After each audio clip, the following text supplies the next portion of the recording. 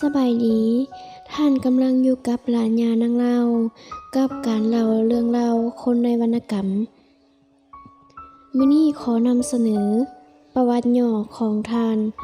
มหาแก้วราชวงศ์ไซก่อนจะไปฟัง อย่าลืมกดติดตามกดกระดิ่งเพื่อจะบ่พลาดคลิปใหม่ๆ มหาแก้วราชวงศ์ไซเกิดเมื่อวันที่ 8 กรกฎาคม 1865 ที่บ้านหูโขงพะไยเมืองโขงแขวงจำปาสัก เป็นบุตรของท้าวไซราชวงศ์ไซและนางพาดี มหาแก้วได้แต่งดองถึง3 ครั้งคือ ครั้งที่ 1 แต่งกับเจ้าหญิงศรีวิไลราชธิดาของเจ้ายุติธรรมธร มีบุตรนำกัน1 คนคือ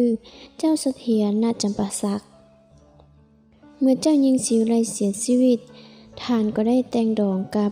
นางแวดอยู่ที่นครหลวงเวียงจันทน์ มีบุตรนำกัน4 คนคือ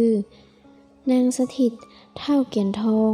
นางสีฟอง และท้าวปังคำ ในเดือนตุลา 1927 นางแหวดภรรยาของท่านก็ได้เสียชีวิต หลังจากนั้นท่านก็ได้แต่งดองอีกเทื่อหนึ่งในปี 1935 กับนางพิง บ้านพุนสูงแขวงเวียงจันทน์ และได้บุตรนำกัน2 คนคือ ท้าวกงสินและท้าวกองทรัพย์ การศึกษา ท่านมหาแก้วได้บวชเป็นจั่วร่ำเรียนเขียนอ่านอยู่โรงเรียนสงฆ์ในวัดบ้านหัวโขงพะไย ต่อมาได้ไปอยู่วัดบ้านดง และไปเรียนอยู่พนมเปญประเทศกัมพูเชียเป็นเวลาปีปลาย จึงได้กลับมาอยู่วัดบ้านดง เมื่อบวชเป็นพระได้2 พรรษา เพิ่นจึงได้เรียนนักธรรมอยู่ที่ประเทศไทย และสอบได้ประโยค 5 จากนั้นเพิ่นได้ย้ายมาจำพรรษาอยู่วัดอามาตย์ เมืองจำปาสักตามการนิมนต์ของเจ้ายุติธรรมธร เจ้าของนครจำปาสัก ด้านเวียกงาน ปี 1903 ได้รับการแต่งตั้งให้เป็นเจ้าคณะสงฆ์นครจำปาสัก ปี 1907 ท่านมหาแก้วได้ลาสิกขา หลังจากนั้นเพิ่นก็ได้เข้ารับราชการเป็นเสมียนประจำอยู่โรงการกอมิแชร์ ผู้ว่าราชการแขวงฝ่ายฝรั่ง ที่เมืองปากเซ โดยได้รับเงินเดือน 12 กีบกับ5 บี้ ซึ่งได้หลายกว่าเสมียนที่เข้าเฮ็ดการพร้อมกัน คือคนอื่นได้แต่ 10 กีบเท่านั้น ปี 1916 ทางราชการได้แต่งตั้งให้ท่านได้เป็นหัวหน้าโรงเรียนปาลีที่จัดตั้งขึ้นใหม่ที่วัดจันทน์นครหลวงเวียงจันทน์ ผลงานด้านการประพันธ์ นอกจากสอนหนังสือแล้ว ท่านมหาแก้วยังได้เขียนปึ้มสุขาภิบาลเป็นภาษาลาวสำหรับโรงเรียน และเขียนปึ้มสุภาษิตร่วมกับท่านกุอภัย ส่วนใหญ่เพิ่นนำใช้เวลาว่าง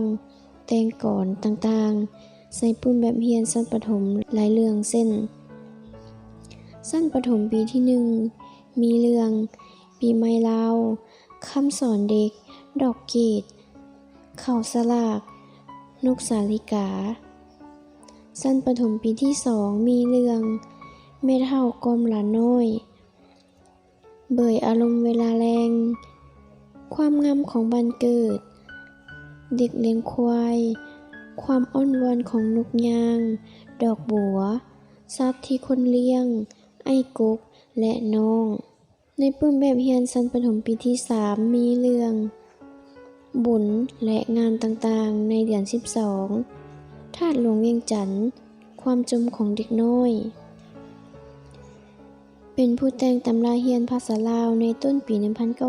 1930 ร่วมกับมหาศิลาวิรวงศ์ ท่านมหาแก้วเป็นยอดนักกวีลาวผู้หนึ่งในยุคนั้น ท่านยังเป็นผู้รับใช้อย่างใกล้ชิดของเจ้าเพชรสลาด ด้วยความเคารพรัก ท่านมหาแก้วได้นำเอาแบบแผนการดำรงชีวิตของเจ้าเพชรสลาด มาเป็นแบบอย่าง และเดินตามรอยของมหาบุรุษองค์นี้ บนเส้นทางของการต่อสู้กู้ชาติกู้แผ่นดิน ก่อนการเกิดขบวนการปฏิวัติศาสตร์ โดยมีการนำพาของพรรคคอมมิวนิสต์อินโดจีนในเวลาต่อมา ด้วยเหตุนี้เอง วงศ์ตระกูลหุ่นลูกหลานของท่านบัณฑิตผู้มีนามว่ามหาแก้ว จึงได้พากันเดินตามเส้นทางการปฏิวัติกู้ชาติอย่างมีไซเกือบทุกๆทาน เป็นต้นแมนทานคำไต่ศรีพันดร ลูกหลานผู้ดีเด่นคนหนึ่งของชาวบ้านโฮโขงพะไยในปัจจุบันมาฮอดวันที่ 6 มังกรปี 1942 ท่านอาจารย์มหาแก้วก็ได้มรณกรรมโดยโรคอัมพาตรวมอายุได้ 77 ปี การย่องย่อชมเชยท่านมหาแก้วเคยได้รับเรียนกาคำสอบสั้นสูงต่างๆ เป็นต้นลานสร้างห่มขาวสั้นจตุถพร ฝ่ายศึกษาธิการ ปี 2010 ท่านมหาแก้วได้รับนามยศเป็นศิลปินแห่งชาติสาขาวรรณกรรม